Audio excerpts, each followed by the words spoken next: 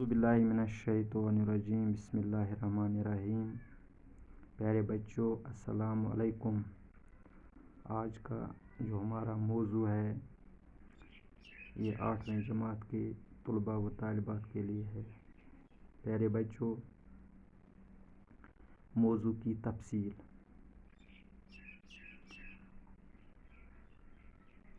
8वीं जमात की दरसी किताब का 10वां सबक खाके वतन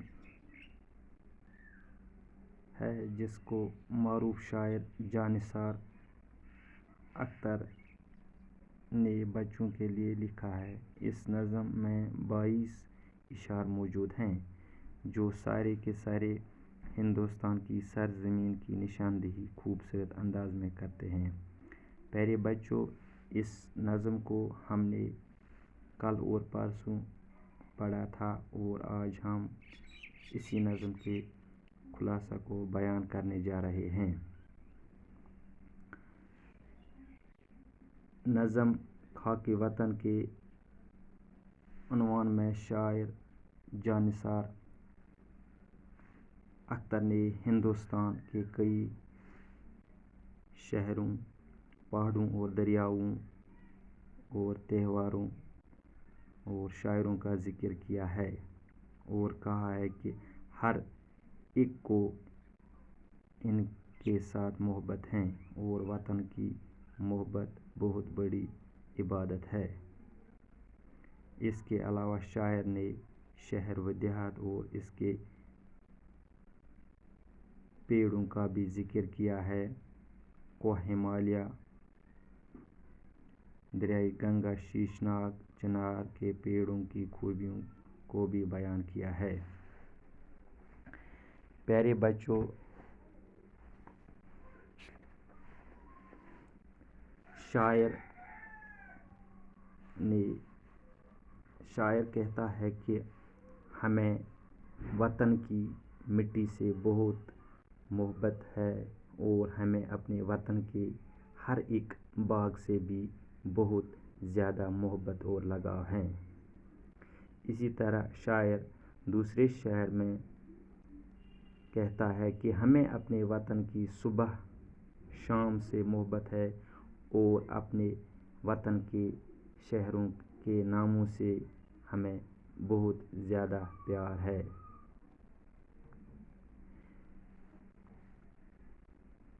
शायर कहते हैं कि हमें अपने वतन के हर एक गाँवों से प्यार है और पेड़ पौधों की छाँव में हम बैठ जाते हैं, हमें इनसे भी बहुत प्यार है। शायर ये भी कहते हैं कि हमें अपने वतन की तमाम इमारतों से प्यार है, चाहे वो ताज महल हो या लाल किला, और इसके अलावा अपनी रिवायत को भी बहुत पसंद करते हैं।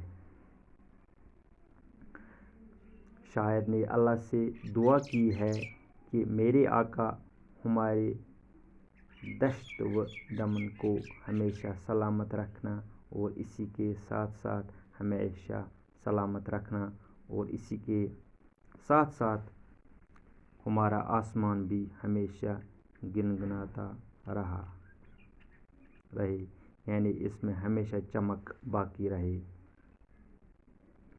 शायर ने हिमालय पहाड़ का जिक्र किया है। उन्होंने कहा कि इसकी ऊंचाई हमेशा बरकरार है, मतलब जिस तरह हिमालय पहाड़ की ऊंचाई बहुत ज़्यादा है, इस तरह हमारी कामयाबी हमारे कदम चूमे और हमरा रास्ता की तरह गामज़न हो जाए। शायर ने इस नज़म में कश्मीर के एक मशहूर चश्मा शीशनाग के बारे में गुफ्तगू की कि वो हमेशा रवां रहे और साथ ही साथ वादी के चिनारों का भी जिक्र किया कि मौसम ख़ज़ान में ان پتوں کی چمک یا آگ ہمیشہ برقرار رہے۔ چناروں کے سرخ رنگ کو یہاں آگ سے تشبیہ دی ہے۔ شاعر نے اس نظم میں بنارس اور اودھ دو شہروں کا ذکر کیا ہے۔ اس شاعر نے اس شعر میں یہ کہا کہ بنارس کی خوبصورت صبح ہمیشہ قائم رہے اور اسی کے ساتھ ساتھ اودھ کی شام بھی اسی طرح قائم رہے۔ پیارے بچوں، شاعر نے دیوالی کا ذکر کیا ہے کہ ہمارے ملک میں دیوالی کو ہر ایک شخص، چاہے وہ ہندو ہو یا مسلمان، دونوں مل کر مناتے ہیں۔ اسی طرح جب عید کا تہوار ہوتا ہے تو دونوں آپس میں گلے لگتے ہیں، یعنی ان کا مقصد بھائی چارہ ہے۔ شاعر نے اردو کی عظیم ہستیوں کا بھی ذکر اس نظم میں کیا ہے کہ جیسے پریم چند، غالب اور اقبال رحمۃ اللہ۔ شاعر نے ان کی عظمت کا ذکر کیا ہے کہ ان کی وجہ سے اردو ادب کو بہت زیادہ سرمایہ حاصل ہوا ہے۔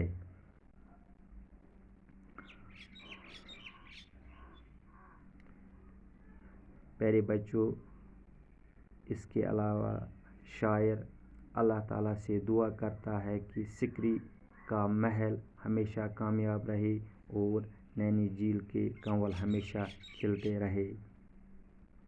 شاعر نے یہ دعا بھی کی ہے کہ تاج محل کی خوبصورتی ہمیشہ برقرار، قائم و دائم رہے، جس کا شمار دنیا کے 7 عجوبوں میں کیا جاتا ہے۔